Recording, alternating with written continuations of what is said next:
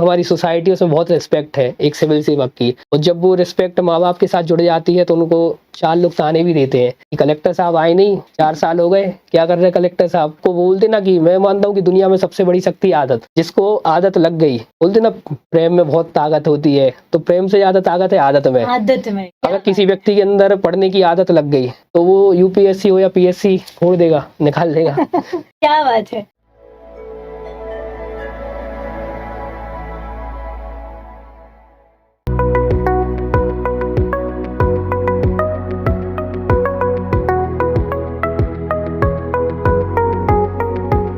नमस्कार, स्वागत है आप सभी का आपके अपने रुचि धर्मन पाठशाला में।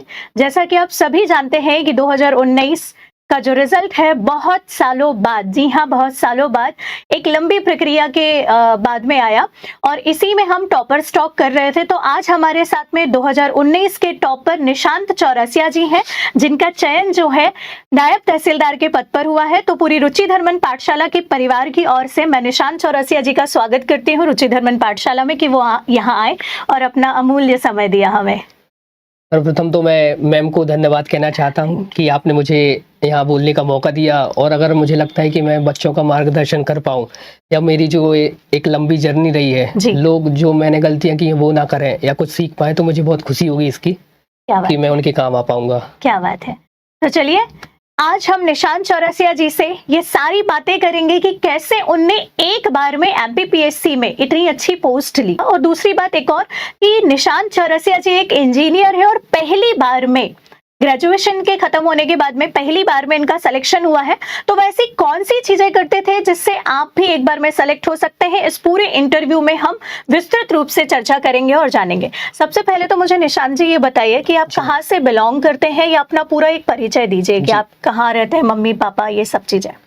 मैं मध्य प्रदेश के दमोह जिले का निवासी हूँ।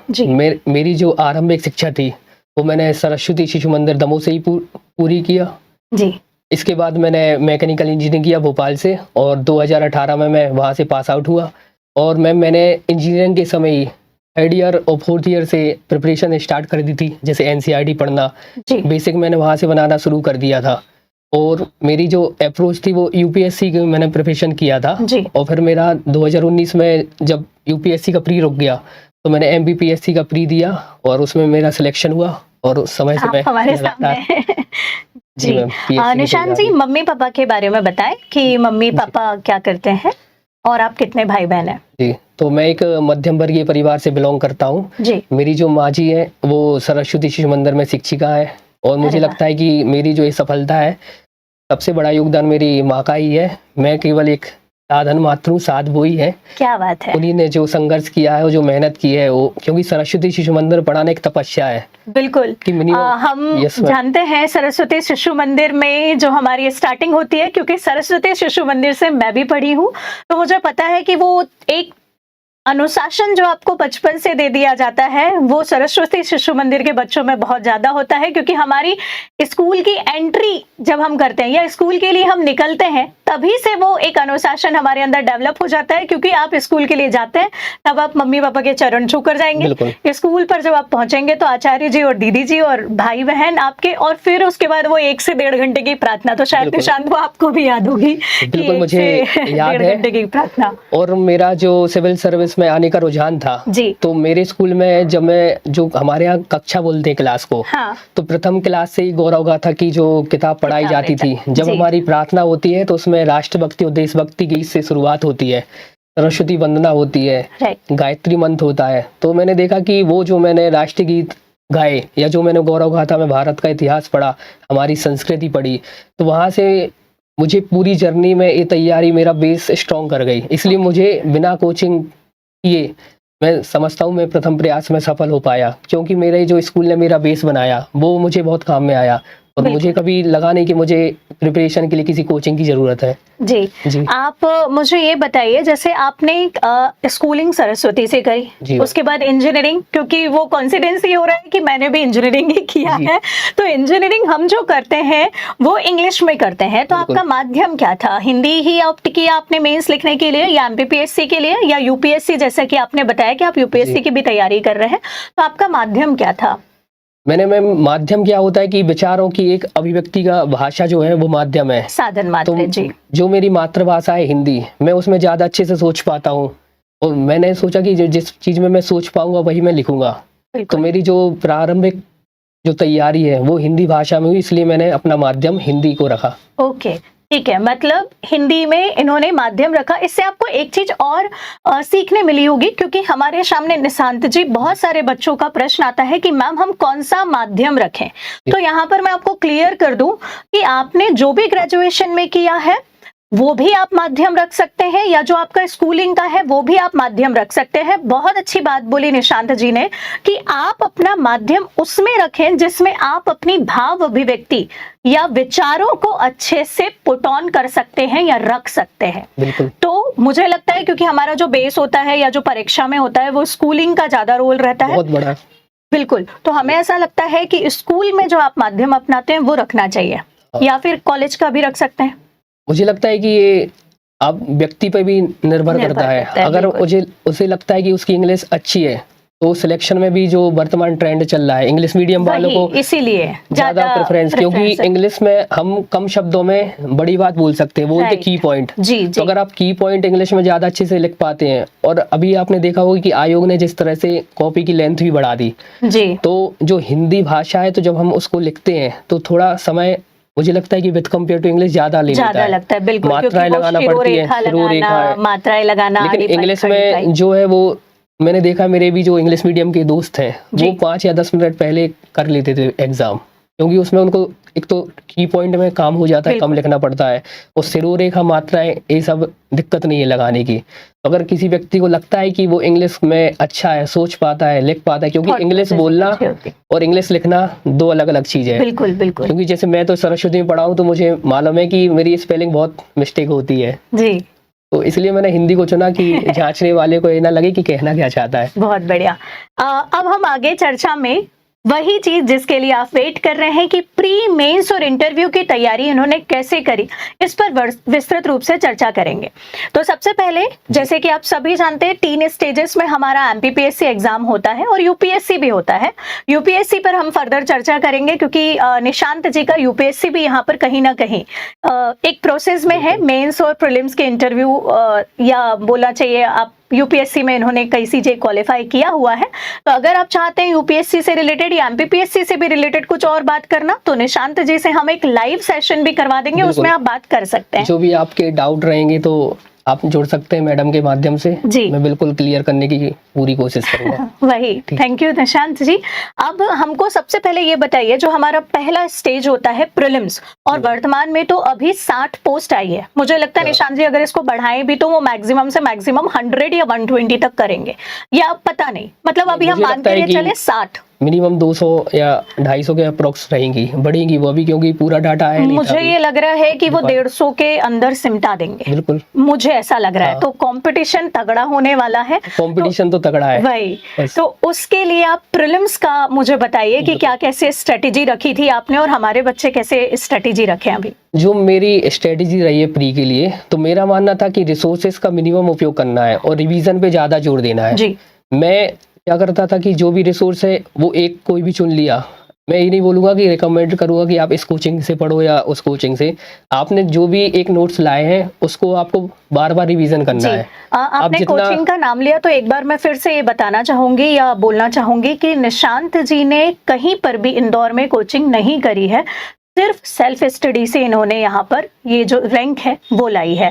तो कहीं पर कोचिंग ना करना, क्योंकि एक वर्तमान में मुझे ऐसा लगता है निशांत जी बहुत बड़ा ट्रेंड बना हुआ है कि हमको कोचिंग करना है, कोचिंग करना है, और इतना बल्क में इंदौर में पैसा, चलिए कोचिंग की तो आपने फीस दे दी, लेकिन इंदौर में मुझे वर्तमान समय में लग रहा है कि रहना, आपका रेंट देना, फिर एक ट्रेंड एक और है लाइब्रेरी वाला, उसका खर्चा देना, फिर थोड़ा बहुत इतना, तो माँ पिता के ऊपर बहुत बर्डन आ जाता है। और ऐसी कंडीशन में अभी वर्तमान में बच्चा ये मान चुका है आधे से ज्यादा कि शायद आपकी सेल्फ स्टडी से तैयारी नहीं हो सकती, आपको इंदौर आना ही पड़ेगा या कोचिंग करना पड़ेगा। तो आपने ऐसा कुछ किया है या नहीं किया? मेरा जो अप्रोच रहा है, मैंने जो आपके पास अगर प्रौद्योगिकी है, आपके पास अगर इंटरनेट कनेक्शन है, तो आप उसका कितना सदुपयोग कर सकते हैं। जैसे मेरा जो तैयारी थी तो मैंने सबसे पहले सिलेबस देखा सिलेबस के बाद मैंने जो प्रीवियस ईयर क्वेश्चन है वो देखे, तो इससे मैंने एक अंदाजा रहता कि कहाँ से क्वेश्चन बन सकता है और अपन को क्या क्या पढ़ना है। तो अगर आप पीएससी ने बहुत डिफाइन करके अब नया सिलेबस दिया है, अगर कोई व्यक्ति वो सिलेबस के अकॉर्डिंग एक अपना शॉर्ट नोट्स बना ले, बिल्कुल, और उसमें क्या रहता है, मेंस पढ़ना और मेंस लिखना बहुत अंतर है। मैंने देखा है कि मेरे बहुत सारे दोस्त हैं, बहुत सालों से मेंस पढ़ते जा रहे हैं, उनसे बोलो कि भाई आंसर राइटिंग कर ले, टेस्ट सीरीज लगा ले, तो बोलते हैं कि यार पहले सिलेबस हो जाए फिर मैं लिखना शुरू करूंगा। और जबकि जब भी वो लिखना शुरू करेंगे तो उनको समझ आएगी ये बात कि मैंने इतना भी पढ़ लिया लेकिन लिख नहीं पा रहा हूँ। हाँ, और सिलेबस मुझे लगता है कभी कंप्लीट तो मैंने पढ़ने से ज्यादा लिखने पे जोर दिया जी। मैंने लिखने से मुझे ये समझ में आया कि मैं क्या चीज भूल रहा हूँ और कितने अच्छे से मैं इस आंसर को फ्रेमिंग कर सकता हूँ, क्योंकि प्रेजेंट करना, राइटिंग स्किल ये बहुत जरूरी है मेंस में। जांचने वाला नहीं जानता कि आपने कितना पढ़ा हुआ है, लेकिन जांचने वाले को आप कितना दिखा सकते हो, ये आपका सिलेक्शन कराता है। Very good. तो हम बात कर रहे थे प्रीलिम्स की, मेंस की, और इतनी अच्छे तरीके से इन्होंने मेंस पे कमांड रखी है, तो मुझे लगता है आपको बहुत कुछ सीखने मिलेगा। फिर से हम अपने पॉइंट पर आते हैं कि आपने प्रीलिम्स की तैयारी कैसे करी, पूरी विस्तृत रूप से बताइए, क्योंकि आपने बिना कोचिंग के करी है। तो हम जानना चाहेंगे कि कैसे आपने प्रीलिम्स की तैयारी करी, बताएं। तो मैं जब इंदौर आया तो मेरे दोस्त यहाँ पे पहले से कोचिंग कर रहे थे, तो मैंने उनसे बोला कि भाई मुझे भी पीएससी देना है। तो मैंने सबसे पहले सिलेबस देखा कि सिलेबस क्या है प्री का। Very good. उसके बाद उनने बताया कि ए कोचिंग है, जे नोट्स हैं, आपको जो अच्छा लगे। तो मैंने कुछ उनसे सलाह ली, और फिर मैंने जैसे लूसेंट, उस समय पे 19 वाला जो ट्रेंड है, हाँ, कि लूसेंट पढ़ना तो मतलब रामबाण है, तो हमारी माता सही है, माता है पीएससी की, है ना, कि अगर आपने लूसेंट के फैक्ट याद नहीं किए तो इसमें फैक्चुअल आता है प्री पूरा। ये यूपीएससी वाला नहीं है कि आपको एलिमिनेट कर दो, 4 डेट दे दी, आपको याद है तो ठीक है, नहीं है तो आप एलिमिनेट नहीं कर सकते। तो मैंने लूसेंट, जैसे हिस्ट्री है, ज्योग्राफी है, पॉलिटी है, इसके लिए लूसेंट से पढ़ा। और भी जो मेरे दोस्तों के नोट्स थे, जैसे आयोग वगैरह उस समय पूछे जाते थे, तो मैंने वहां से पढ़ाई की। तो मैंने ज्यादा नेट का यूज मैंने ज्यादा किया कि मुझे जहां भी डाउट आ रहा, जो भी चीज समझ नहीं आ रही, तो मैं तुरंत गूगल करता था उसको। बिल्कुल।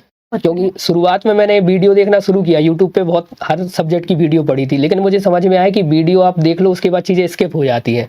जब तक आप प्रॉपर नोट्स नहीं बनाओगे, उनका रिवीजन नहीं करोगे, तो आप भूल जाओगे। तो मैंने खुद से सेल्फ नोट्स बनाना वहां से स्टार्ट कर दिया। मेंस में मेरी सफलता का मुझे लगता है सबसे बड़ा कारण यही है कि मैंने मेंस में भी पूरे अपने शॉर्ट नोट्स बना लिए थे, और इस तरह से बनाए थे कि मेंस में जब हम एग्जाम देते हैं कि आज एग्जाम दे के आए, कल फिर से एग्जाम है, तो जो वो एक शॉर्ट टाइम रहता है 8 से 10 घंटे का, उसमें आप रिवीजन पूरा कर सकें। तो प्री और मेंस जिसको भी क्लियर करना है, उसको पहले तो रिसोर्सेस कम से कम रखना है, रिवीजन मल्टीपल टाइम करना है। यही मुझे लगता है कि अगर कोई अपनाता है तो बिल्कुल सफल होगा। ओके। जैसे आपने बताया कि जो प्रीलिम्स एग्जाम होता है वो एमसीक्यू बेस्ड होता है, और यहाँ पर एमपीपीएससी में ज्यादातर जो है वो फैक्चुअल चीजें पूछते हैं, तो कई बार हमको फैक्ट याद नहीं होता है। तो प्रीलिम्स के फैक्ट याद करने के लिए आप क्या ट्रिक्स अपनाते थे, क्योंकि अभी बिल्कुल प्रीलिम्स सामने भी है, तो जो ट्रिक बच्चे अपना सकें वो बताएं। वो ट्रिक तो बनानी पड़ेगी। अब मेरे क्या था कि जो मेरे दोस्त थे, तो हम लोग साथ में बैठ के जब पढ़ते थे तो वो बोलते थे भाई ये कैसे याद करना, तो कोरिलेट करना पड़ेगा आपको जी। कि आपको लगता है कि जैसे मेरा जन्म हुआ 1996 में, हाँ, तो मुझे लगता है कि यार 96 का कोई भी, जैसे पोलियो अभियान आया था इंडिया में, हाँ, तो उसके आसपास है, तो मैं वहां से हिट कर सकता हूँ। बिल्कुल। अगर मुझे पता है कि इंडिया और चाइना वॉर 1962 में हुआ है, तो वहां पे कोई सन आता तो मैं रिलेट कर देता था कि ये इससे जुड़ा हुआ है। मतलब आपने एक बेंचमार्क सेट कर लिया, उसके बाद उस बेंचमार्क के आसपास जो चीजें आ रही है वो आपने याद करने के लिए ट्रिक अपना ली। बस बहुत बढ़िया। कनेक्टिंग पॉइंट बनाना पड़ेंगे। एक कनेक्टिंग पॉइंट क्या है कि एक वो रहता है ना, साइकोलॉजिकल इफेक्ट डालते हैं कि जैसे आप हिस्ट्री पढ़ रहे हैं ना, तो कनेक्ट कर करके आप आगे बढ़ते जाइए, तो आपको हिस्ट्री पढ़ने में और समझने में दिक्कत नहीं आएगी। राइट। अब ये तो बात हुई प्रीलिम्स की। आप मेंस के लिए पेपर 1 से लेकर पेपर 6 तक पूरी एक विस्तृत स्ट्रेटेजी बताएं कि आप कैसे पढ़ते थे और किस तरीके से आपने सेल्फ स्टडी से ये सफलता प्राप्त करी। तो मैं इंदौर जब आया तो मैंने यहाँ पे मेंस की टेस्ट सीरीज जब ज्वाइन की, तो जब मैं पहला टेस्ट अपना देता हूँ तो मुझे वहाँ से समझ में आएगा कि यार मेंस इतना बड़ा जो सिलेबस है और नोट्स हैं, उनको आप पढ़ के 3 दिन में गैप में, या वहाँ पे मेन पेपर में 1 दिन के गैप में नहीं पढ़ सकते। बिल्कुल। तो मुझे समझ में आया कि खुद के नोट्स होना चाहिए, मेंस निकाले, ये कंपलसरी है। और नोट्स ऐसे बनाओ खुद के जो सिर्फ आपको समझ में आए, क्योंकि अगर हम ऐसे नोट्स बनाएंगे कि सामने वाले भैया को दिखा दें कि, या किसी से पूछें कि क्या ये नोट्स अच्छे हैं और उनको समझ में नहीं आ रहे जी, तो ऐसा नहीं। शॉर्ट नोट्स कम से कम जगह में होना चाहिए। जैसे मैं बिल्कुल फर्रे बनाता था, तो फर्रे मेरे ऐसा है कि जैसे पेपर 1 हिस्ट्री का है, तो मैंने देखा था कि उसमें 20 से 25 पेज में मेरी एंशिएंट हिस्ट्री खत्म हो गई, उतने में मिडाइवल और उतने में मॉडर्न हिस्ट्री। और मैं सिर्फ की पॉइंट लिखता था, क्योंकि मुझे इतना था कि मैं अंदर का एक तो इंजीनियर हूँ, तो इंजीनियरिंग सिखा देती है कि पेज कैसे बनना है, बिल्कुल है ना, लिखना डाटा कैसे अंदर। तो की पॉइंट मैं नोट्स में बना लेता था, और मैं वही लिखता था पॉइंट जो मुझे याद नहीं होते, जो मैं लिख लेता था वो मैं वहाँ पे नहीं डालता था। किसी एक एग्जाम्पल से आप बताएंगे कि आप कैसे की पॉइंट बनाते थे या शॉर्ट नोट्स कैसे बनाते थे? बिल्कुल। जैसे गर्मी बहुत है भैया, ठंड में भी गर्मी लग रही है, सोचिए आप, तो हम बस यहाँ पर एसी की व्यवस्था कर रहे हैं। चलिए आगे। तो मैम जैसे अगर इतिहास की बात करें तो इतिहास में दिया हुआ है सिलेबस में कि प्रथम शताब्दी से लेके लगभग 17वीं 18वीं शताब्दी तक का वो पूरा राजनीतिक, सामाजिक, आर्थिक इतिहास जी। तो जब उसमें सिलेबस में पहले से आयोग ने बता दिया कि हम यहाँ से क्वेश्चन करने वाले हैं, तो मैं क्या करता था कि जैसे अगर सामाजिक का उनने पूछा है तो मैंने पॉइंट बना लिए कि सामाजिक में अपन ने जाति व्यवस्था बता दी, वर्ण व्यवस्था बता दी, खान पान बना दिया, रहन सहन बता दिया, है ना, विवाह की पद्धतियाँ बता दी। तो मैंने ये पॉइंट कर लिए थे कि मुझे ये 8 से 10 पॉइंट हर क्वेश्चन में डालना है। बिल्कुल, और बहुत ही बढ़िया। हाँ, इसमें कुछ शॉर्ट चेंजेस होते रहते, जैसे आप सिंधु घाटी सभ्यता से उठाओगे तो आपको पता है कि जो जाति व्यवस्था या वर्ण व्यवस्था है वो पहले सिंधु घाटी सभ्यता में तो 2 वर्ण थे, उसके बाद वैदिक काल आता है, चतुर्वर्ण व्यवस्था शुरू हो जाती है, तो वो लगभग वही चलती रहती है भारत में। या मध्यकाल में भी आओगे तो वर्ण 4 ही हैं, ब्राह्मण, क्षत्रिय, वैश्य, शूद्र। बिल्कुल। तो ये पॉइंट आप ऐसे सिंधु से घाटी सभ्यता से शुरू करके आधुनिक काल तक आप पूरा एज इट ला सकते हैं। बस कुछ चेंज है कि कहीं पे राजा को राजा बोल रहे हैं, कहीं राजा को सुल्तान बोल रहे हैं, कहीं उसको बादशाह बोलने लगे। Very good. मतलब मेंस में भी इन्होंने एक बेंचमार्क बना लिया था, ये एक की पॉइंट बना लिया था कि मेरे को इसी रास्ते पे चलना है, बहुत ज्यादा रास्तों का भटकाव नहीं किया। बहुत बढ़िया। तो मुझे ऐसा लगता है कि आपकी ये वाली जो स्किल है वो बच्चों के सामने आनी चाहिए। तो अगर बच्चे डिमांड करते हैं कि इन्होंने अपने शॉर्ट नोट्स कैसे बनाए, शॉर्ट नोट्स बनाने का ट्रिक क्या है, एक बार और बोल रही हूँ, क्योंकि हम यहाँ पर अभी पूरे शॉर्ट नोट्स बनाने की स्किल नहीं सीख पाएंगे क्योंकि बहुत ज्यादा टाइम लग जाएगा वीडियो में हमको। तो अगर आप फर्दर चाहते हैं कि शॉर्ट नोट्स कैसे बनाया जाए, डिजिटल बोर्ड का प्रयोग करके हम शॉर्ट नोट्स बनाने की स्किल सीखें, तो आप बिल्कुल कमेंट करिए। हम निशांत जी का फिर से टाइम मांगेंगे और अब शॉर्ट नोट्स बनाना नहीं, हम तो अब लोक सेवक हैं, आप ही की सेवा में लगे हुए हैं, जिसको भी जरूरत पड़ेगी बिल्कुल बिल्कुल। बहुत बढ़िया, दैट्स कॉल्ड रियल लोक सेवक या ब्यूरोक्रेट्स। अब मुझे ये बताइए, जैसे मेंस में 1 से लेकर 6 तक के पेपर होते हैं, पेपर 1, 2, 3, तो 1 और 2 तो लगभग आपने सेम बताया। एक बार ही हम थोड़ी बात करते चले जाते हैं क्विकली कि पेपर 1 की तैयारी में आपने कौन से जो मेजर टॉपिक हैं उन पर ज्यादा ध्यान दिया या पेपर 1 की तैयारी कैसे करी? तो मेरा जो अप्रोच रहता था पढ़ाई का, मैंने जो अपनी विद्यालय शिक्षा से बनाया था कि मेरा रहता कि जितना भी सिलेबस है पहले उसको कवर करना है। तो मैं बहुत फास्ट रीडिंग करता था। मेरा मानना था कि एक बार मैं पूरा पढ़ लूँ और फिर मैं उसमें की पॉइंट याद करके मैं लिख लूँगा। हाँ। तो मैं इसी अप्रोच पे काम करता था कि ज्यादा से ज्यादा हमें पहले सिलेबस को एक बार पढ़ लेना है कि दिमाग में अगर कोई भी वहां से, क्योंकि क्वेश्चन फिक्स है, कुछ क्वेश्चन तो है कि यहाँ से क्वेश्चन आने हैं, लेकिन सिलेक्शन कौन से क्वेश्चन कराएंगे कि अगर आप ज्यादा एक्सपेक्ट कवर कर पाते हो। अगर आपके कुछ भी, क्योंकि मेंस निकलना बहुत, उसकी क्राइटेरिया बहुत ज्यादा है कि आपकी राइटिंग कैसी है, आपकी लेखन शैली कैसी है, आपके पास स्पीड है कि नहीं है, आपके पास फैक्ट है कि नहीं है, आपका प्रेजेंटेशन किस तरह का है। तो जब बहुत सारे फैक्ट आपस में मिलते हैं, बोलते ना कि गुच्छा कब बनता है गुलदस्ते का, जब हर प्रकार के फूल उसमें हो, तो बहुत सारी क्वालिटी चाहिए आपको। अगर एक व्यक्ति में वो सब क्वालिटी आ जाती है तो मुझे नहीं लगता कि मेंस निकालना कोई बड़ी बात है, टफ नहीं है, आप आराम से कर सकते हो। मैंने भी किया है, आप भी कर सकते हो। पेपर 2 के लिए आपने क्या अप्रोच रखी थी? पेपर 2 में पॉलिटी, इकोनॉमिक्स और ये वाली चीजों के लिए। तो जो 19 का था उसमें पॉलिटी और इकोनॉमी का बराबर था, 2 पार्ट थे। हाँ, एक जैसा इकोनॉमिक्स पूरा 150 का तो था। पेपर 2 स्कोरिंग के लिए बहुत अच्छा पेपर है। मतलब पॉलिटी में आपको अगर अनुच्छेद याद है, आर्टिकल याद है, तो उसमें नंबर कटने की संभावना बहुत कम है।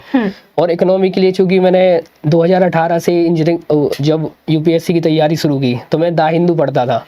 तो द हिंदू ने क्या किया कि मुझे पूरी प्रिपरेशन में बहुत मदद की, हेल्प की, क्योंकि उसमें जो एक एनालिटिकल अप्रोच आती है कि कोई भी अगर गवर्नमेंट स्कीम आ रही है तो उसके क्या उपयोग हो सकते हैं, किस किस वर्ग पे उस पर प्रभाव पड़ेगा, तो वो दोनों पक्ष को बराबर से बताते थे। तो मेरा मानना है कि अब जब मेंस लिखते हो ना, तो आप किसी भी सब्जेक्ट पे पॉजिटिव और नेगेटिव दोनों लिखने के लिए अगर आप बराबर रूप से तैयार हैं, एक आपका माइंड सेट है, बोलते मध्यम मार्ग गौतम बुद्ध वाला, कि पूछ क्या रहा है। अगर वो आलोचनात्मक पूछा है, ऐसे तो पीएससी कम ही पूछता है, डायरेक्ट पूछता है क्वेश्चन, तो डायरेक्ट में आप की पॉइंट भी याद करके अच्छा कर सकते हैं। पेपर 2 और में जो इकोनॉमी वाला पोर्शन है, उसमें मैंने जो करंट का डाटा है, फ्लो चार्ट है, उसका उपयोग बहुत किया था, क्योंकि मुझे पता था कि लिख तो सब आएंगे। अब जैसे अगर आपको पता है कि जीडीपी इंडिया की 2017, 18, 19 में क्या रही है, तो आप उसको 3 जीडीपी का उपयोग करके एक फ्लो चार्ट बना सकते हैं, ताकि जांचने वाले को लगे कि हाँ इसने कुछ डाला है, कुछ किया है। उस समय कोरोना भी था, तो उसमें इकोनॉमी अपनी गिर गई थी, नेगेटिव में चली गई थी। ऐसे भी कुछ क्वेश्चन आए थे, तो वो मुझे लगता है कि मैंने जो करंट अफेयर है उससे अपडेट किया। और ये बात मैं हमेशा बच्चों को बोलती भी हूँ कि प्लीज आप न्यूज़पेपर रीडिंग पे ज्यादा ध्यान दीजिए। नो डाउट हम ये मानते हैं कि एमपीपीएससी जो है वो कहीं ना कहीं, मतलब ये बोलना पड़ेगा, रटंत विद्या पर आधारित है, लेकिन मुझे ऐसा लगता है कि बाद में रटंत विद्या आपकी काम नहीं आने वाली है, क्योंकि आपको कोई नहीं पूछने वाला 1857 की क्रांति किस डेट पर हुई। लेकिन आपसे मुझे लगता है अगर आपने ये पढ़ा है कि क्यों हुई, उसके कारण क्या थे, ऐसे कोई मुद्दे हो सकते हैं क्या कि वो क्रांति नहीं होती, उस क्रांति का प्रभाव क्या पड़ा, सकारात्मक प्रभाव क्या है, नकारात्मक क्या है, मूल्यांकन अगर आप करने में हो जाते हैं सफल, तो एक आप अच्छे ब्यूरोक्रेट बन सकते हैं, रदर देन कि आप उस डेट को याद करें। तो मुझे वो चीज निशांत जी में नजर आ रही है, जैसे कि मैं पूछ रही हूँ, तो मुझे लग रहा है कि इनकी एनालिटिकल अप्रोच जो है वो बहुत अच्छी थी। पेपर 3 के बारे में आपका क्या कैसे था, और हम अभी थोड़ा सा और बात करना चाहेंगे, क्योंकि आपने आगे के भी अभी रिसेंटली मेंस दिया है, मैं आपको बता दूं, इसीलिए क्योंकि बहुत सारे बच्चे हैं जिनका भी ये वाला मेंस था। तो 13 तारीख को मेंस खत्म हुआ है, तो अब बस हमारे इंटरव्यू और टॉपर स्टॉक होगी, तो उसमें से निशांत जी का भी मेंस था। तो हमें पेपर 3 के बारे में बात करेंगे कि पहले तो साइंस वाला होता ही था, लेकिन इस बार साइंस का वेटेज थोड़ा ज्यादा है। तो पहले भी और अभी आपने कैसे तैयारी करी साइंस के लिए, क्योंकि अभी साइंस बहुत बड़ा बोलना चाहिए टास्क बना हुआ है बच्चों के लिए। तो पहले तो जो नॉन साइंस बैकग्राउंड के लोग हैं, उनको मुझे लगता है कि एक अप्रोच है, क्या है, नेगेटिव बन गई है कि मैं साइंस से नहीं पढ़ा हूँ, आयोग ने पूरा 300 नंबर का साइंस का पेपर डाल दिया है, तो मैं कैसे करूंगा। तो उनको पहले तो पॉजिटिव होना चाहिए, उनको सोचना चाहिए कि जब एक मेडिकल का स्टूडेंट या एक इंजीनियर का स्टूडेंट आता है, तो वो भी हिस्ट्री, ज्योग्राफी, पॉलिटी, इकोनॉमी सब पढ़ता है। बिल्कुल, तो हम लोग कभी शिकायत नहीं करते कि मुझे भी ये सब पढ़ना पड़ता है। बहुत बढ़िया। तो एक बेसिक साइंस आती है, ऐसा कोई रॉकेट साइंस नहीं आती। आज भी आप देखोगे साइंस का जो पेपर है, तो 300 में से लगभग 250, 240 नंबर का जो पेपर है वो नॉर्मल आता है। आदमी लेकिन देखते क्या है कि वो एक क्वेश्चन विश्व पर सिद्धांत पूछ रहा है, तो लोग घबरा जाते कि यार कहाँ से पूछ लिया, एंट्रोपी पूछ लिया कहाँ से। तो अपन को क्या है, सिलेक्शन उस एक क्वेश्चन से नहीं रुक रहा, सिलेक्शन रुक रहा है कि जो आपके पाले में बॉल है उसको आपने किस तरह से खेला है। आप उस पर कैच आउट हो गए, आपने 6 मार दिया, तो जो हमारे पाले में है, जो हमारी उसमें स्ट्रॉन्ग चीज है, उस पर हमें काम करना है। और सिलेक्शन ऐसी प्री में लोग बोल जाते कि जे क्वेश्चन आया यार क्या पूछ लिया, जबकि आयोग 70 से 75 क्वेश्चन इजी देगा। सिलेक्शन उसी का रुकता है जिसने इजी क्वेश्चन गलत किए। बहुत बढ़िया। जो ना बनने वाले हैं उससे किसी का सिलेक्शन नहीं रुक रहा है। यही मेंस में फॉर्मूला है कि भाई जो नहीं बन रहा है उसको जाने दो, लेकिन जो बन रहा है उसमें अपना बेस्ट देना है। बिल्कुल बिल्कुल। अब मुझे पेपर 4 के बारे में बताइए कि पेपर 4 का आपने क्या अप्रोच रखा था। जी अगेन मैं बोल रही हूँ, जो भी चीजें अगर आप चाहते हैं निशांत जी से, क्योंकि इनके शॉर्ट नोट्स अभी हम अवेलेबल नहीं करवा पाए, शॉर्ट नोट्स बनाने का क्या ट्रिक था, कैसे बनाया, इस पर हम एक विस्तृत चर्चा करेंगे। और अगर आपको लगता है कि इन्होंने शॉर्ट नोट्स बनाने में क्या कैसी ट्रिक अपनाई, या कैसे ये अपने कॉपी के नोट्स बनाते थे, या कुछ और भी आपको ऐसा लगता है कि बात करनी है, तो उसके लिए हम लाइव सेशन ले लेंगे। लास्ट टाइम भी हमने लाइव सेशन लिया था टॉपर से, तो अगर आपको लगता है लाइव सेशन चाहिए तो आप बता दीजिए जिस भी टॉपर से आपको लाइव सेशन चाहिए, हम उसका लाइव सेशन जरूर करवाएंगे।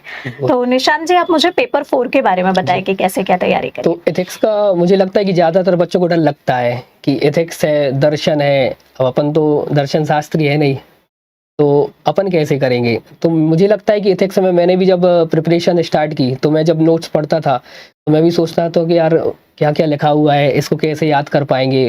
तो फिर मैंने उसके लिए जो प्रीवियस ईयर क्वेश्चन है उसमें जो जो क्वेश्चन आए हुए हैं, तो मैंने उनको पहले पूरा निकाल लिया था। उसके बाद मैंने देखा कि जो भी डेफिनेशन है कि मनोवृत्ति क्या है, अभिवृत्ति क्या है, अभिप्रेरणा क्या है, सत्यनिष्ठा क्या है, तो मैंने सबकी डेफिनेशन पहले एक साथ लिखी। जो भी टॉपिक वाइज से प्रीवियस ईयर क्वेश्चन आए वो भी मैंने सबका सॉल्यूशन लिख लिया नोट्स में अपने। तो मुझे जब पूरी डेफिनेशन याद हो गई तो मुझे लगा कि मैं फिर वो क्वेश्चन कर पा रहा था। और जब मैंने दर्शन को पढ़ा या जो भी दार्शनिक थे, तो मैंने देख लिया कि हर दार्शनिक का अपना एक कोर एरिया है ना, कि जैसे आप शंकराचार्य जी की बात करें तो अद्वैतवाद की बात करते हैं, जब आप दीनदयाल उपाध्याय जी की बात करते हैं तो उनका एकात्म मानवतावाद है। बिल्कुल। तो मैंने सोचा कि अगर जो उनका कोर एरिया है उससे रिलेटेड अगर आप उसकी जानकारी रखते हैं, क्योंकि एक बहुत अच्छा मैं आयोग को बोलना चाहूंगा कि उन्होंने एथिक्स रखा, क्योंकि 2014 से पहले एथिक्स नहीं था। तो हम आज भी देखते हैं कि जो भ्रष्टाचार है या कोई भी चीज है तो उतना उस पर काम नहीं हुआ पाया, लेकिन जब से बच्चों ने एथिक्स पढ़ा है तो उसमें एक मोरलिटी, एक नैतिक मूल्य का विकास हुआ है। बिल्कुल। तो मैं चाहता हूं कि अगर इसका हो सके तो स्कूल पाठ्यक्रम में इसको शामिल करना चाहिए। क्या बात है। क्योंकि अगर हम स्कूल पाठ्यक्रम में, जैसे जापान में आपने देखा होगा कि नैतिकता बहुत ज्यादा है, लोग ईमानदार हैं, बिल्कुल, और लोग अपने राष्ट्र से बहुत प्रेम करते हैं। बहुत तो बढ़िया। एथिक्स एक है कि हर बच्चे को पढ़ना चाहिए, या व्यक्ति को जब भी समय मिले दार्शनिकों को पढ़ो, उनको समझो। और सिर्फ पढ़ना नहीं है कि आपने एग्जाम निकाल लिया, आपको एथिक्स से अगर आप किसी भी दार्शनिक की एक बात भी अपने व्यक्तित्व में उतार सकें और उससे अगर किसी समाज में भला हो सके किसी व्यक्ति का, चाहे वो सहिष्णुता की भावना हो, चाहे वो धर्मनिरपेक्षता की भावना हो, तो वो आपको एक बहुत अच्छा सिविल सेवक बनाएगी। और जो आपका मूल मंत्र है कि हमें जो ये कहते हैं ना कि अंत्योदय करना है, अंत में जो भी व्यक्ति खड़ा हुआ है उसको ऊपर लाना है, तो उसके लिए काम करने के लिए एथिक्स जो है वो बहुत, मुझे लगता है कि सिविल सेवकों को मदद करेगी, मोटिवेशन। तो जो हमेशा से हमारा मोटिव रहा है कि आप एथिक्स को रटो मत, सहानुभूति समानुभूति की केवल परिभाषा याद करके लिखो मत, बल्कि वो अपने चरित्र में लाओ। वो मुझे लगता है निशांत जी आपको कहना चाहते हैं। बहुत शानदार। पेपर 5 और 6 के लिए क्या किया निशांत जी? तो चूंकि मैं सरस्वती शिशु मंदिर से पढ़ा हुआ हूँ, तो हिंदी बचपन से अच्छी रही है जी। और मैंने जो उसमें परिपत्र जो लेटर राइटिंग है उसके लिए मैंने यूट्यूब से मेरे दोस्त के द्वारा बताया गया, तो मैंने पूरा जो फॉर्मेट था उसका कि कैसे लिखना है, क्या फॉर्मेट बनाना है, तो मैंने आपकी वीडियो को प्रेफरेंस में दिया, इसलिए आपका बहुत बहुत धन्यवाद मैं कहना चाहूँगा कि लेटर राइटिंग में मुझे बहुत हेल्पफुल रहा आपका जो चैनल है जी, उसको मैंने फॉलो किया था हिंदी के लिए। धन्यवाद। तो मतलब कहने का मतलब ये है कि जैसे कि मैंने बताया कि इन्होंने कहीं पर कोचिंग नहीं करी है, और YouTube में मेरा भी उद्देश्य निशांत जी यही रहता है कि जो चीजें सही हैं, जितनी आपने जहां से जो चीजें ली और आपने जैसे बताया कि टेक्नोलॉजी का यूज होना चाहिए, तो ये चीजें मेरा भी उद्देश्य है कि मैं ज्यादा से ज्यादा बच्चों तक पहुंचाऊं। हिंदी का जो एक डर इंग्लिश मीडियम के बच्चों में बहुत ज्यादा बैठा हुआ है। हिंदी मीडियम तो जैसे आपका स्कूलिंग बहुत अच्छा है, आपकी हिंदी बहुत अच्छी है, लेकिन इंग्लिश मीडियम के बच्चों पे एक बहुत बड़ा डर बैठा हुआ है। तो वो मैं चाहती हूँ रुचि धर्मन पाठशाला के माध्यम से कि जितना ज्यादा से ज्यादा मैं दूर करवा पाऊँ और जितना ज्यादा अपनी भाषा को, अपनी राष्ट्रभाषा को फैला सकूं, वो मैं कोशिश करूंगी कि ज्यादा से ज्यादा सही आपको मैं बता सकूं। जैसे निशांत यहाँ पर हमसे जुड़े। निशांत, जैसे आप कुछ एग्जाम्पल या कुछ चीजों से हमें ये बताएं कि कैसा क्या आपने हिंदी की तैयारी करी। मुझे लगता है कि इंग्लिश मीडियम वालों को डरने की ज़रूरत नहीं, और मेरे कुछ में जो दोस्त हैं मैंने देखा है कि क्या रहता है कि अगर आप हिंदी मीडियम से तो आप उसको हल्के में ले लेते हैं। बहुत बढ़िया। कि हिंदी मीडियम वाले सोचते हैं कि हिंदी तो मुझ पे बन जाती है, मैं आखिरी में पढ़ के कर लूंगा। लेकिन मैंने देखा है मेरे कुछ दोस्त हैं जो इंग्लिश मीडियम के हैं, उनने हिंदी मीडियम वालों से ज्यादा नंबर प्राप्त किए। बहुत सही, और ऐसा होता है, ऐसा होता है क्योंकि हिंदी को आपको एक स्कोरिंग सब्जेक्ट है, वो आपकी रैंक डिसाइड करेगी। अगर आप हिंदी को प्रॉपर समय दे देते हैं तो उसका सिलेबस बहुत कम है। आप अगर एक हिस्ट्री तैयार कर दें तो हिस्ट्री में आपको एक लंबा समय देना पड़ता है, और हिंदी में आप उससे आधे से भी आधा समय देके उससे ज़्यादा नंबर गेन कर सकते हैं। तो मैं यही बोलूँगा कि आपको प्रॉपर पर डे 1 घंटा भी अगर आप मिनिमम निकालते हैं, क्योंकि जो अब नया पैटर्न है इसमें संधि पूछ रहा है, अलंकार पूछ रहा है, समास पूछ रहा है, तो आपको प्रॉपर उनके एग्जाम्पल आना चाहिए, आपको उनको तोड़ के आना चाहिए कि इसमें कौन सी संधि हो सकती है, इसमें कौन सा छंद अलंकार हो सकता है। तो बिल्कुल मैं मानता हूं कि, और आप मैम के चैनल से भी जुड़ सकते हैं, क्योंकि मैम बहुत अच्छी एक हिंदी की टीचर है और हमने भी मैम से पढ़ा हुआ है उनके चैनल से, तो आप भी जुड़ सकते हैं, लाभ ले सकते हैं। बात है। जैसे अभी बच्चों का एक डर बना हुआ था पल्लवन और संक्षेपण वाला, और कई सारी चीजें पत्र लेखन में ऐसा होता है, तो वो डर को बच्चे कैसे दूर कर सकते हैं? क्योंकि मैं तो 50 बार बोल चुकी, क्योंकि ये रट के नहीं होता, ये प्रैक्टिस से होता है। लेकिन आप एक बार ये फिर से निशांत जी से सुनिए कि उन्होंने तैयारी कैसे करी थी, या एक एग्जाम्पल के थ्रू भी आप बता सकते हैं जैसे कि क्या कैसा उसकी तैयारी करना है, क्योंकि बच्चे डरते हैं पत्र लेखन से, पल्लवन से हिंदी में, और संक्षेपण से। ये एक डर बैठा हुआ है पत्र लेखन। मेरा मानना है कि अगर आपको जैसे मेंस निकालना है तो मैं जो मानता हूँ कि आपको शब्दों से खेलना आना चाहिए। शब्दों से खेलने का मतलब है कि कोई भी आप पर्टिकुलर शब्द पे कितना सोच पा रहे हैं, कितना उसके बारे में लिख पा रहे हैं। जैसे अभी जो 2022 का एग्जाम है, इसमें एक कोटेशन आया था, आपने मैम पढ़ाया था, ऐसे आ गया कि परहित सरस धर्म नहीं भाई। जी, ये हमारे क्लास से ही आ गया है, तो मैम की क्लास से वो आ गया है। तो जब मैंने जैसे इसका भी जो आंसर लिखा था, तो मैंने पहले शुरू किया कि लोकनायक तुलसीदास जी के द्वारा की प्रस्तुत पंक्तियां जो रामचरितमानस से ली गई है, तो जिसमें जो हमारी संस्कृति है उसका दर्शन एक दर्शन दिखाया गया कि तुलसीदास जी यहाँ पे बोलते हैं कि जो परहित है, मतलब दूसरों की भलाई करना, दूसरों की सेवा करना, परोपकार का कार्य करना, तो इससे बड़ा इस विश्व में कोई भी धर्म नहीं है ना। तो जो भी जैसे हमारे ऊपर मैंने आगे बताया कि उपनिषद में जो हमारी परंपरा रही है, उसमें बोलते हैं सर्वे भवन्तु सुखिनः सर्वे सन्तु निरामया। तो मैंने बोला वो भी कुछ जो लाइन है इसी को रिप्रेजेंट करती है कि सभी सुखी रहें, सभी निरोगी रहें और सभी का कल्याण हो। और फिर मैंने इसको जब समाप्त किया तो मैंने इसको लास्ट में करंट अफेयर से जोड़ दिया, जो कि अभी जैसे G20 बैठक भारत में हुई थी, तो उसमें जो हमारी इसकी थीम रखी गई थी कि वासुदेव कुटुंबकम। तो जब हम पूरी पृथ्वी को, समस्त संसार को एक घर के रूप में मानते हैं, अपना एक परिवार मानते हैं, तभी हम एक परहित की भावना को मतलब एक से दूसरे व्यक्ति तक पहुंचा सकते हैं। और जो हमारी सरकार का उद्देश्य भी है कि सबका साथ, सबका विकास और सबका विश्वास, तो इसमें भी हमें जब सबका विकास करना है तो हमें परहित करना पड़ेगा। और अगर आप परहित की भावना आपके अंदर है, तो मुझे लगता है कि अगर इस भावना को लेके आप तैयारी करते हैं और आपकी अप्रोच है एक सॉल्यूशन ओरिएंटेड होना चाहिए, आखिरी व्यक्ति तक मुझे उसको जीवन में कुछ सकारात्मक परिवर्तन लाना है, तो बिल्कुल आप जरूर एक दिन लोक सेवक या सिविल सेवक बनेंगे। क्या बात है। ये तो हुई हमारी पूरी मेंस की स्ट्रेटेजी। अगेन बहुत लंबी हमारी वार्तालाप हो जाएगी। अगर आपको फिर बोल रही हूँ, लग रहा है कहीं पर भी कोई डाउट है, तो आप बिल्कुल कमेंट कर सकते हैं। हम उस डाउट को क्लियर करने के लिए निशांत जी को फर्दर बुला लेंगे। इंटरव्यू के बारे में बताएं कि इंटरव्यू की तैयारी आपने क्या कैसे की? तो इंटरव्यू मुझे लगता है कि एक व्यक्तित्व परीक्षण है आपका, कि आपकी पर्सनालिटी कैसी है, क्योंकि मुझे लगता है कि जो आपकी आदतें हैं वो एक लंबे समय में बनती है। आप अगर सोचोगी कि मैं इंटरव्यू के समय 2 या 3 महीने में अपनी आदत बदल दूं, मुझे लगता है कि इस पे काम करना बहुत मुश्किल है। अब जैसे मैं बचपन से जब सरस्वती में पढ़ा हूँ, तो जो वहाँ पे एक शिक्षा पद्धति है, एक संस्कार है, एक नैतिक शिक्षा दी जाती है, राष्ट्र के प्रति प्रेम की भावना है, तो मुझे लगता है वो इंटरव्यू में मुझे बहुत काम में आया। और मैं आपको बता दूं कि मैं एक खिलाड़ी भी हूँ। मैं खो खो 3 स्टेट खेला हुआ हूँ, 2 बार स्कूल से और 1 बार IGPB यूनिवर्सिटी से, और मैं उस टीम का कप्तान रहा। क्या बात है। तो उसने मुझे लगता है कि लीडरशिप की जो क्वालिटी है और जो खिलाड़ियों के बीच में समन्वय बना के चल रहा है, क्योंकि जब आप एक प्रशासक बनते हो तो आपको एक कोऑर्डिनेशन बनना चाहिए, आपको एक मैनेजमेंट आना चाहिए। और मैनेजमेंट जो मैं शब्द बोल रहा हूँ, प्रबंधन, ये जिसने जीवन में कर लिया तो वो ना केवल PSC में बल्कि जिस भी फील्ड में वो जाएगा वो वहाँ पे झंडे गाड़ देगा।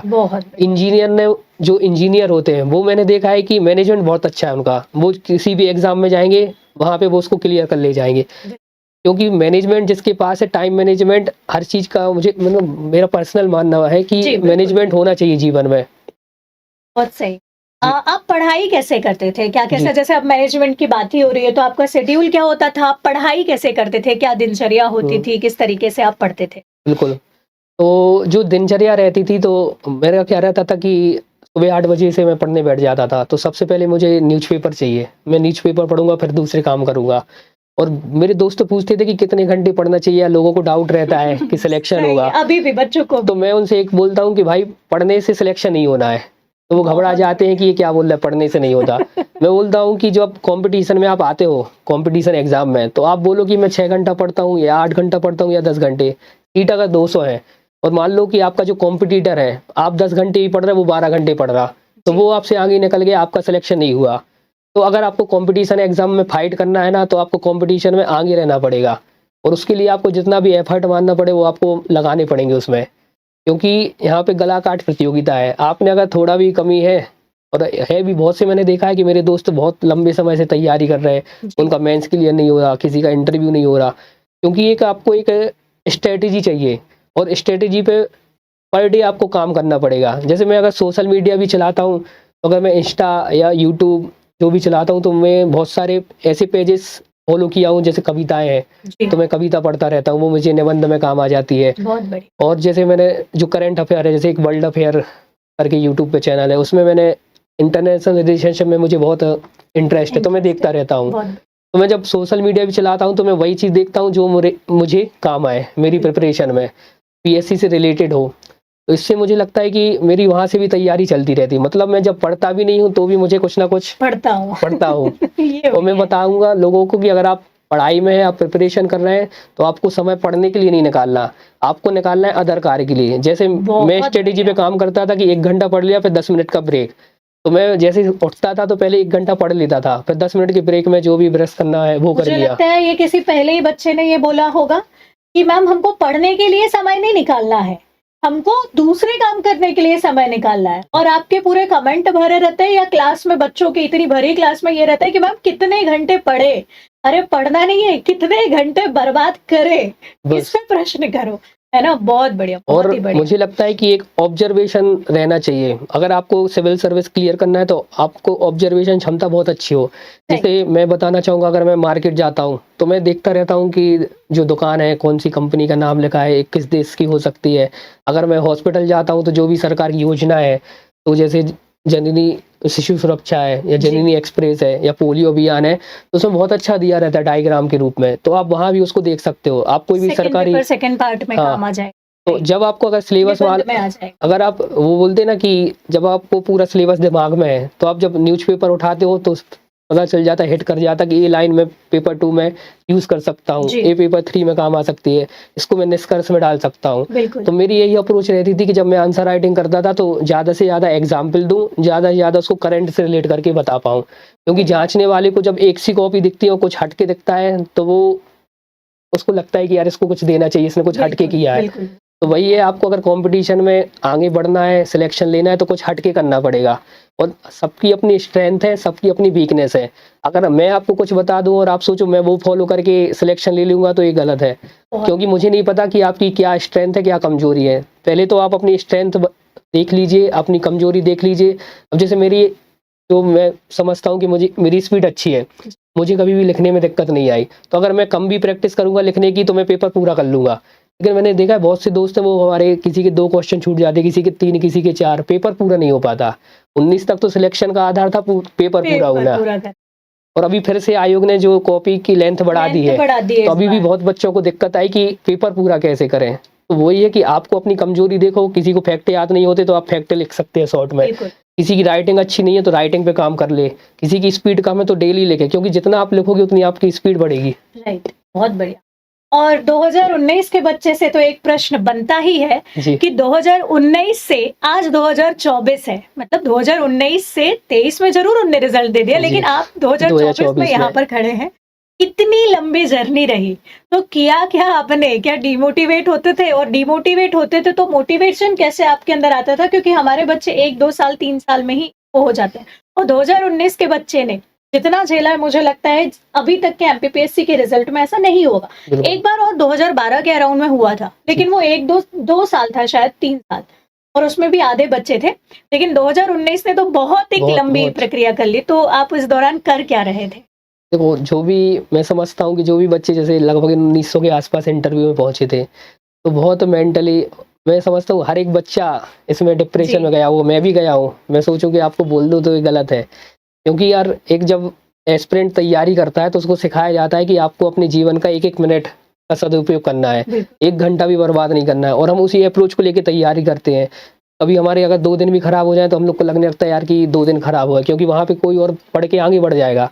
तो उस बच्चे के जो अपना मिनट भर कीमती समझ के उसका सदुपयोग कर रहा है, कोई अगर उसके 4 साल बेकार कर दे, तो मुझे लगता है एक व्यक्तिगत रूप पे ही नुकसान नहीं है, इसका देश में भी बहुत बड़ा नुकसान है। क्योंकि मैम जो क्रीम लेयर होती है, चाहे वो क्लास के टॉपर हो, कॉलेज के टॉपर हो, तो वही व्यक्ति सोचता है कि मुझे कुछ जिंदगी में एक वो था ना कि जिसमें मजा आए, किक मिले, वो करना है। तो वो लोग आते हैं करने के लिए कि मुझे कुछ बड़ा करना है जीवन में, फाइट करनी है, यूपीएससी निकालना है, पीएससी निकालना है। तो अगर इसमें किसी की अगर जो रहता है कोरेज, जिसमें आप एक मानव संसाधन बन के अपने देश को बहुत आगे ले जा सकते हो, समाज को आगे ले जा सकते हो, पूरी मानव जाति के लिए काम कर सकते हो, उनकी वो 4 से 5 साल जो है वो इस प्रिपरेशन में अगर खराब हो जाते हैं तो देश के लिए जो 1 लाख 2 लाख बच्चे कुछ और फील्ड में अच्छा कर सकते थे, तो उनका पूरा जो क्या बोले कैपेसिटी है वो इस जगह लग गई है। लगना कहीं और चाहिए था। वही पेपर 4 के बारे में तो मैंने आपको ये कहा ही कि इन्होंने पढ़ा नहीं, उसको चरितार्थ करा है, वो उनके आंसर से देखा। इसको भी मैं यहाँ पर बोलूंगी कि मानव संसाधन इन्होंने पढ़ा नहीं है, बल्कि मानव संसाधन पे डायरेक्टली बात कर ली है कि कुशल मानव संसाधन का इधर क्या हुआ। खैर, इनडायरेक्टली शायद आयोग को मैसेज भी आई है बिल्कुल कि 1 साल के अंदर में आयोग ये सारी प्रक्रिया कर भी दे। तो खैर, बहुत ही शानदार लगा। मैं बस आपसे ये बोलना चाहूंगी कि आप अपनी सफलता का पूरा श्रेय किसे देना चाहेंगे, आप मुझे लाइनों में। जी, तो सफलता एक क्या लंबी प्रक्रिया है और किसी एक या दो व्यक्ति का नहीं, इसमें जो भी आपके लोग रहते हैं सभी का कुछ ना कुछ साथ रहता है।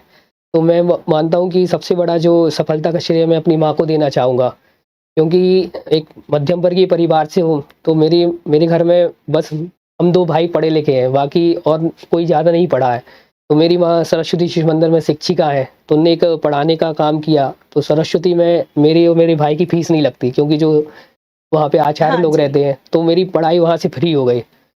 तो और मम्मी ने जो एक संघर्ष किया है, क्योंकि एक घर को भी संभालना, मेरे दादा दादी भी साथ में रहते थे। मैंने देखा है कि मेरी माँ ने चूल्हे पे भी खाना बनाया और उसकी जो आग निकलती है ना, उससे सिगड़ी, तो सिगड़ी पे सब्जी बनाई है और गैस में दाल चावल चढ़े रहते थे, क्योंकि 10 बजे स्कूल जाना है और स्कूल जाने से पहले सुबह 5 बजे उठ जाती थी। तो 5 बजे से 10 बजे में पूरे घर के काम करके दादा दादी को भी खाना दे के, हम लोग के टिफिन लगा के और वे बर्तन भी धो के फिर स्कूल चली जाती थी। और स्कूल से जब लौट के आती थी तो मैंने देखा है कि मम्मी ड्रेस बाद में चेंज कर रही है और पहले देख लेती थी कि इन लोग को भूख लगी होगी, खाना में क्या नहीं है। तो माँ ने बहुत संघर्ष किया है। मैं यही मानूंगा कि मैं तो ज़्यादा आलसी आदमी हूँ, उतनी मेहनत मुझसे होती नहीं है। अगर मैं सुबह उठ के पढ़ता था तो माँ पहले उठ जाती थी, वो हमें उठाती थी। मैं बाहर का ज़्यादा खा नहीं पाता था, तो अगर मेरा 8 बजे भी पेपर है तो माँ ने रोटी सब्जी बना के दी। पिताजी और माँ का बहुत बड़ा योगदान रहा है। इसके बाद मैं मानता हूँ कि जो मेरा स्कूल है, जो मेरी विद्यालय शिक्षा है, तो मुझे बहुत अच्छे टीचर मिले, शिक्षक मिले, आचार्य मिले। और जो मैंने बचपन से मतलब जो मेरे मूल्य थे कि वहाँ से जो मैंने इतिहास पढ़ा, भूगोल पढ़ा, तो मुझे लगता है कि मुझे कभी लगा ही नहीं कि मुझे कोचिंग की ज़रूरत है पीएससी में। क्योंकि पीएससी कोई रॉकेट साइंस तो है नहीं कि आपको थ्योरम पढ़ना है, आपको मैथ्स समझनी है ना? बस अगर आप एक अप्रोच बनाते हो, जो हिस्ट्री ज्योग्राफी है, बेसिक समझ भी आपके अंदर है, आप एनसीईआरटी पढ़ के भी वो समझ विकसित कर लेते हैं। और आप अगर एक कोई भी जो आपका प्लान है, क्योंकि प्लान सबके अलग अलग रहते हैं, सबको अपने हिसाब से उनको एग्जीक्यूट करना पड़ता है। तो जो एग्जीक्यूट कर लेगा वो इसमें सफलता प्राप्त कर लेगा। अब बस आप हमारे बच्चों को क्या संदेश देना चाहेंगे, जिन बातों का उनको विशेष ध्यान रखना है, आप हमें ये बताएं। देखो, संदेश यही है कि अगर वो कहते ना, जान लगा दो या जाने दो। अगर आप सिविल सेवा में आना चाहते हो तो आपको मालूम है, आपको रियलिटी पहले जो रहता है ना कि रियलिटी एक दिमाग में चलनी चाहिए। या 300 से 400 सीट आनी है, और उसमें भी एक क्या है कि ऐसा नहीं है कि 100 मीटर की रेस है, एक मैराथन है। और मैराथन में ऐसा नहीं है कि सब 0 से शुरू कर रहे हैं। कोई पहले से अगर 100 मीटर अगर आप एक मानते हैं हम, तो कोई 40 मीटर पे खड़ा है, कोई 50 पे खड़ा है, कोई 60, कोई 90। मतलब जो व्यक्ति सिलेक्ट हो गया, जैसे मैं नायब तहसीलदार बन गया, मैं भी दे रहा हूँ पेपर ताकि मैं और आगे बढ़ सकूँ। तो अगर एक नया व्यक्ति आता है तो उसको किससे कंपटीशन करना है, जिसकी पहले से तैयारी है। लेकिन वो डिमोटिवेट नहीं होना है बिल्कुल कि आप वो इतना आगे है और मैं कर पाऊंगा कि नहीं, क्योंकि जो नया व्यक्ति आता है वो जोश एक अलग लेवल का रहता है। मेरा 19 में पहला प्रयास था, तो मुझे पता है कि मेरे अंदर जो जोश था वो अलग था। और अब जब मैं 22 में दे रहा हूँ तो वो एक ना डिक्रीजिंग ऑर्डर में जाता है। तो बिल्कुल नए बच्चे भी इसमें फाइट कर सकते हैं। बस आपको क्या करना है कि सिलेबस, प्रीवियस ईयर क्वेश्चन और अपना जो भी प्लान है उसको एग्जीक्यूट बहुत अच्छे से करना है। ढील नहीं देना है आपने कि अब त्योहार है, घर चले जाओ, दीदी की शादी आ गई, आप घर चले गए। क्योंकि आप अगर ऐसा करते हैं ना, तो आप किसी दूसरे को धोखा नहीं दे रहे हैं, आप खुद को धोखा दे रहे हैं। आपकी फैमिली के बहुत सारे सपने आपसे जुड़े हैं, उनको लग रहा है कि हमारा बेटा या बेटी अफसर बन के आएगा, क्योंकि जो हमारी सोसाइटी है उसमें बहुत रिस्पेक्ट है एक सिविल सेवक की। और जब वो रिस्पेक्ट माँ बाप के साथ जुड़ जाती है तो उनको 4 लोग ताने भी देते हैं कि कलेक्टर साहब आए नहीं, 4 साल हो गए, क्या कर रहे हैं कलेक्टर साहब। तो उनके लिए भी हमें क्या है, जो क्योंकि देखो पैसे कमाना बड़ी बात नहीं है कि महीने में 5 से 6 हज़ार रुपये जोड़ के और आपके लिए भेजना ही बहुत बड़ी बात है। क्योंकि महंगाई के समय में अगर आपके माँ बाप आपको 7,000 8,000 भेज रहे हैं, तो वो उनको पता है कि वो कैसे उसको अरेंज कर रहे हैं। तो आप उसकी कीमत समझिए और जितना भी हो सके, ये नहीं सोचना कि कितना पढ़ना है, ये सोचना है कि जितना भी हमें 24 घंटे सबको बराबर है, उसका आप कितना अच्छे से सदुपयोग कर सकते हैं। आप चाहो तो आप खाना खाते में भी पढ़ सकते हो, क्योंकि आपके पास में मोबाइल है, आप कहीं भी घूमने जा रहे हो उसमें आप कुछ भी खोल लीजिए, कोई भी न्यूज़पेपर पढ़ लीजिए। तो पढ़ना है, जिसमें पढ़ने की आदत डेवलप हो गई उसका सिलेक्शन हो जाएगा। वो क्या है कि हमारे यहाँ पढ़ने की आदत नहीं है लोगों में। आप अच्छे साहित्य पढ़िए, आप न्यूज़पेपर पढ़िए, कोई आप मोटिवेशन स्वामी विवेकानंद जी की किताब पढ़ सकते हो। तो अगर आपको पढ़ने की आदत लग गई और आपको बोलते ना कि मैं मानता हूँ कि दुनिया में सबसे बड़ी शक्ति आदत, जिसको आदत लग गई, बोलते ना प्रेम में बहुत ताकत होती है, तो प्रेम से ज्यादा ताकत है आदत में। अगर किसी व्यक्ति के अंदर पढ़ने की आदत लग गई तो वो यूपीएससी हो या पीएससी छोड़ देगा, निकाल देगा। क्या बात है, बहुत ही अच्छा लगा निशांत जी से यहाँ पर रुचि धर्मन पाठशाला में बात कर और रुचि धर्मन पाठशाला परिवार के और भी बच्चे जो भी आप जुड़े हैं, हम बस ईश्वर से यही कामना करेंगे कि आप सभी जल्दी अपने मम्मी पापा के सपनों को पूरा करें, अपने सपनों को पूरा करें और आप भी निशांत जी की तरह अपने मतलब बोलना चाहिए अचीवमेंट लोगों को बता सके जो आपने अपनी पूरी जर्नी के दौरान सीखा। तो बहुत बहुत धन्यवाद एक बार फिर से निशांत जी, आपको अपना बहुमूल्य समय देकर आप यहाँ पर आए। बहुत बहुत धन्यवाद मैम के लिए कि आपने मुझे यहाँ पे बुलाया और अपना समय दिया, क्योंकि हम लोग तो अब सेलेक्ट हो गए, समय खाली अब मेंस भी हो गया है, लेकिन आपने, मैम का कल एग्जाम है, उसके बावजूद मैम ने मेरे लिए समय दिया, तो मैं बहुत बहुत आभार व्यक्त करता हूँ मैम के लिए और समस्त छात्रों के लिए जो भी अपना बहुमूल्य समय निकाल के ये वीडियो देख रहे हैं, उनको भी मेरा बहुत बहुत धन्यवाद। जय Hind. Thank you so much. अगर आप निशांत जी से किसी भी प्रकार का कोई डाउट पूछना चाहते हैं, आपको ऐसा लगता है कि लाइव सेशन चाहिए, आप डायरेक्ट इनसे Q&A सेशन रखना चाहते हैं या शॉर्ट नोट्स पर या किसी भी चीज पर, प्रीलिम्स मेंस इंटरव्यू किसी भी स्टेज पे, तो आप बेझिझक होकर रुचि धर्मन पाठशाला में कमेंट कर सकते हैं। निशांत जी यहाँ पर आपको आकर डायरेक्शन आपको प्रोवाइड करेंगे। मुझे जब भी समय मिलेगा मैं जरूर आऊँगा, आप लोगों से जुड़ूंगा। बहुत अच्छा लगा एक फैमिली की तरह आप लोग से मिलके। तो मुझे लगता है कि अगर मैं किसी 2-4 बच्चे के भी काम आ सका या वो मुझसे कुछ सीख सकता है तो मुझे बहुत खुशी होगी। क्या बात है, बहुत बहुत धन्यवाद। मिलते हैं एक नए वीडियो लेक्चर के साथ में। Thank you Nishant ji. Thank you.